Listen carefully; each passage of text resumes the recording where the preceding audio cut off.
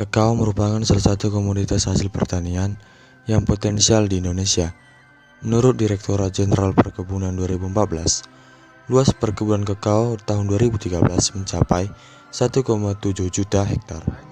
Perkebunan kakao menempati luas areal terbesar keempat untuk subsektor perkebunan setelah perkebunan kelapa sawit, kelapa, dan karet.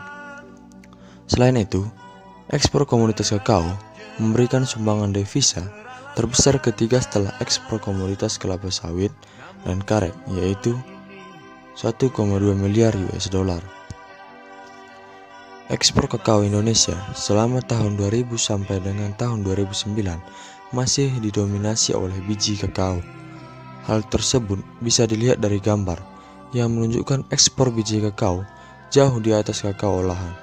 Setiap tahunnya, dominasi ekspor biji kakao selalu lebih dari 70% dari total ekspor kakao Indonesia.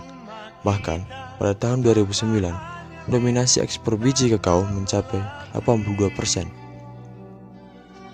Sejak diberlakukannya kebijakan biaya keluar, terjadi perubahan tren antara ekspor biji kakao dengan ekspor kakao olahan.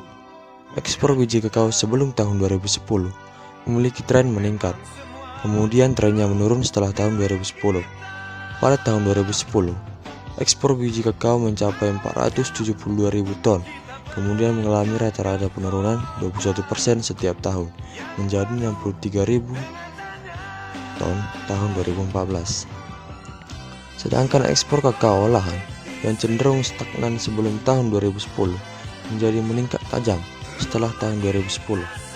Ekspor kakao olahan yang awalnya 118.000 ton pada tahun 2010 menjadi 266 ton pada tahun 2014 atau memiliki rata-rata peningkatan sebesar 32% setiap tahun. Meskipun menjadi salah satu komoditas andalan, komoditas kakao Indonesia tetap menghadapi berbagai masalah kompleks. Salah satunya adalah komoditas kakao yang diekspor sebagian besar dalam bentuk bahan mentah. Sebesar 80% ekspor kakao Indonesia sampai tahun 2010 masih dalam bentuk biji kakao. Ekspor biji kakao yang lebih besar daripada kakao olahan menunjukkan bahwa Indonesia telah banyak kehilangan potensi nilai tambah dari hasil industri pengolahan kakao. Hal ini dikarenakan adanya perbedaan harga yang jauh antara biji kakao dengan kakao olahan. Selain itu, umumnya biji kakao Indonesia masih bermutu rendah. Harga kakao di pasar domestik lebih rendah daripada harga kakao di pasar dunia.